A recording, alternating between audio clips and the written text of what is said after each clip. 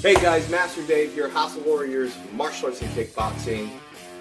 I'm here with episode number 8. Right, number 8 of the series here. Okay, so we're back on track.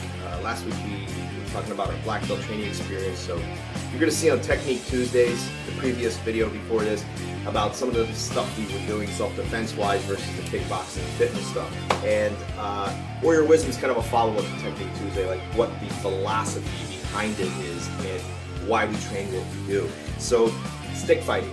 Now you're going to see a lot of stick fighting videos, and a lot of people see that, yeah, I've been influenced by Korean Tang Sudo and striking arts, and I have experience in some grappling arts for like personal defense.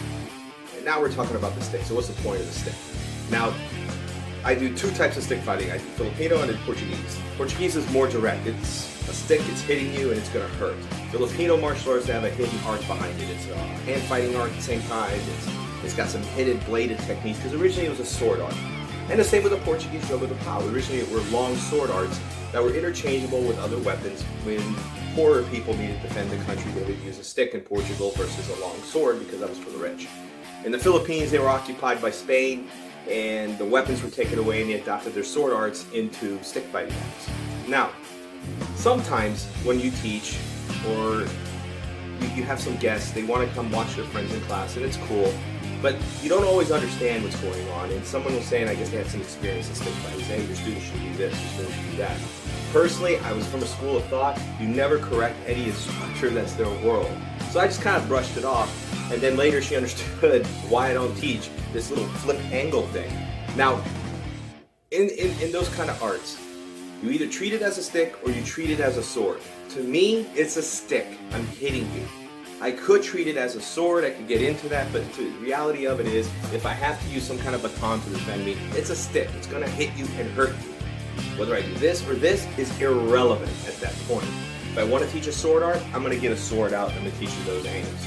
And yes, the stick fighting is wrapped into that. So, that being said, and I'll explain why I teach it that way, I never would question what anyone teaches on the mat. If I didn't agree with it, I didn't agree with it, but I wouldn't call them out on the mat. I wouldn't say, hey, your students are doing this wrong. And I think that's a lack of respect that we've lost in this world today. So what I do, we were talking about being fluid. Now, I taught a certain stick drill to my black belts, and I taught them how to move the stick. I taught them how to hit the ribs. I taught them how to put the stick in certain positions, how to be close and use that stick. And it's supposed to being distance fighting. Then I took it out and I said, now we're going to use this as an empty hand style. And then they just were blown away how they could take passing the arm, striking, hitting, same technique we were doing, just without the stick. And we went to and added the neon belly and punch to the face. You'll see that in the next few series. So what I taught them was, you can't look at it for what it is. And it's easy to judge something by seeing it up front.